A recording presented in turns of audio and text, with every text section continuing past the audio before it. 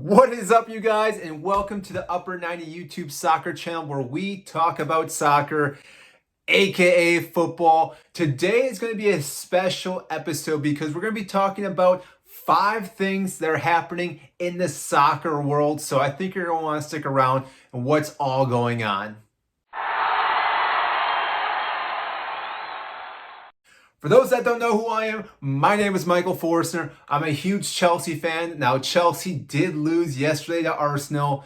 They were playing, I want to say their B squad because we did have some starters, but overall, it could have been a better game, but that is not the topic today. Today, we're going to be talking about 5 things that are going on in the soccer world right now. So this is kind of like a news segment where we're talking about positive things, or I guess things are happening around the world, and I think you're going to like this kind of episode because, again, we're going to be talking about 5 important things. Now, the first thing that I want to talk about is the Champions League because Chelsea's in it against Man City.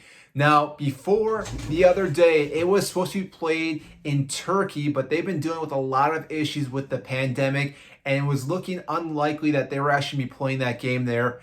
Aston Villa did offer their stadium for this match, which actually been pretty good for 2 English teams, but that is not where this game is being held. It is being held in Portugal, which I guess is better. It's closer. Fans can actually get there, and it looks like they'll have, I think, about 6,000 fans in the stadium. Now, that includes UEFA people, sponsorship people, and everything else, so it's not strictly all fans, but at least we'll have some fans in the stadium, and I think this is going to be a better opportunity for both teams, travel-wise, and again, the stadium itself. I think is a little bit better than Turkey right now, and I believe they're going to be pushing back the final in Turkey to 2022 or 2023. I'm not too sure on the exact date on which one they'll be taking, but they will have a final in the upcoming future with the Champions League. Now, the second thing that I want to talk about is the one and only Cristiano Ronaldo. He hit 100 goals for Juventus the other game, which makes him the first player to score 100 goals in 3 different countries. Now, obviously, that is England, that is in Spain, and that is in Italy, which is just phenomenal for any player to even score 100 goals in one country and club. The fact that he's done it for 3 different teams in 3 different countries is just mind-blowing. Now, we can have the comparison between Messi and Ronaldo, but that is not the conversation I want to have right now. This is just tipping my hat off to Ronaldo for how great he's been throughout his entire season. Now, this last season at Juventus has been a little rough, but again, it could have been better. It could have been worse. They are sitting in 5th right now. Obviously, Inter Milan did win the league this year, so again, hats off to Conte for that, and a team that wasn't doing fairly well but looked pretty solid. And I'm kind of curious to see what happens with Ronaldo at Juventus because Buffon already said he is not retiring, which is still shocking, but he is leaving the club. And I think they're going to have a lot more issues in the upcoming future. And I could see Ronaldo, maybe Dybala, and a few other players leaving the club and going to different countries, different clubs in Italy. So we'll see what happens with that. Now, the third thing I want to talk about, and this is more sad news, is Virgil van Dijk.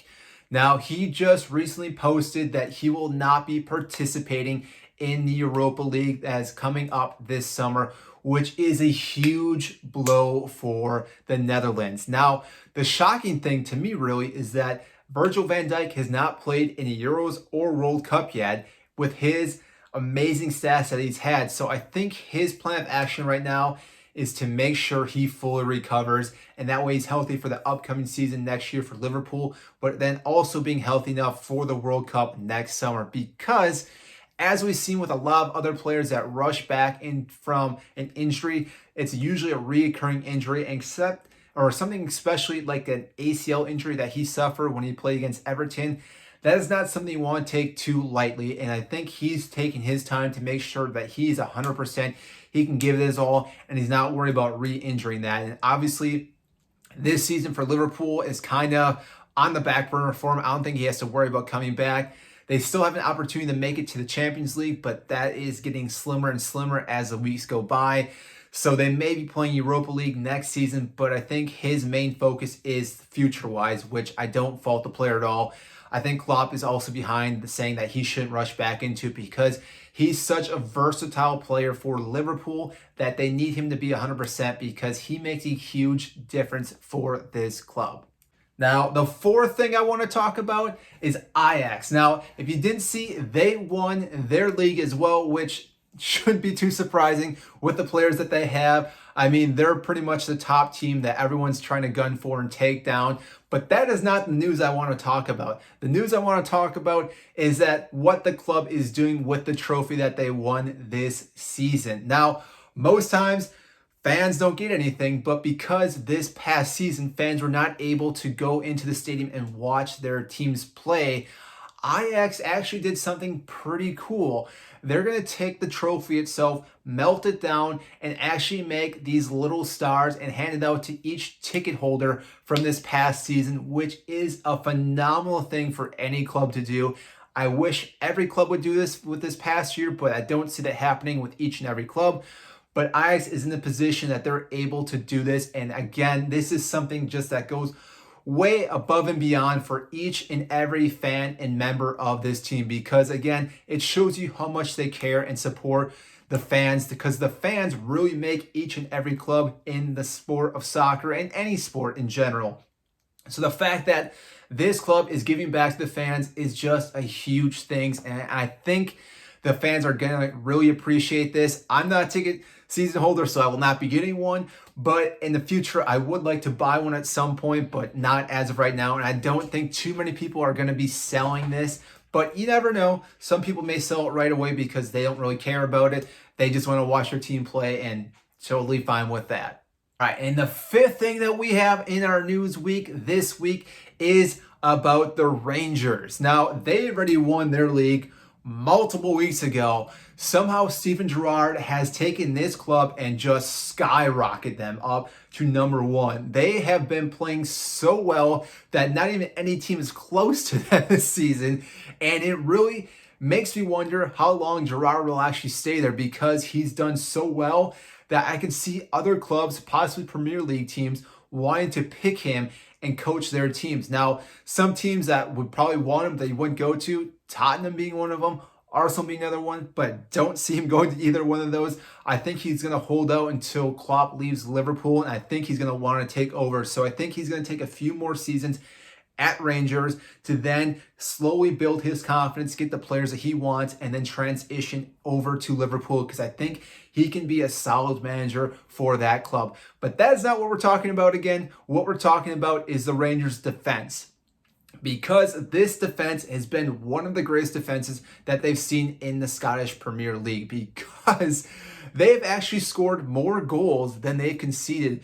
Currently, right now, their defense has scored 18 goals compared to only conceding 13 goals. Now, that is something that is just strictly phenomenal that you don't see too often. Now, if you recall, Chelsea's great run, they only allowed 15 goals. So this is getting up there with their defense. Now, again, it's two different clubs in two different leagues. But again, this is still something that shouldn't be batting an eye because this is something that most clubs cannot achieve throughout any type of league and throughout so many matches, especially with such a crazy season, that this is something that may go down in history as one of the best seasons for the Rangers.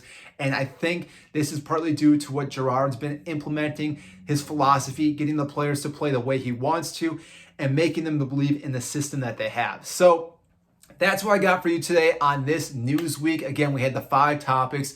We talked about the Champions League moving. We talked about Ronaldo scoring 100 goals in 3 different countries. We talked about Virgil van Dijk. We talked about Ajax changing making their trophy into little stars. And then we talked about the Rangers defense. So this is going to be one of those topics I'm probably going to do each and every week, just kind of hitting on different topics that are going on in the news. I hope you really like this. If you did, make sure to like and subscribe. Again, I greatly appreciate this so much. This is something I enjoy doing each and every week, making these videos for you, talking about soccer because it's my passion.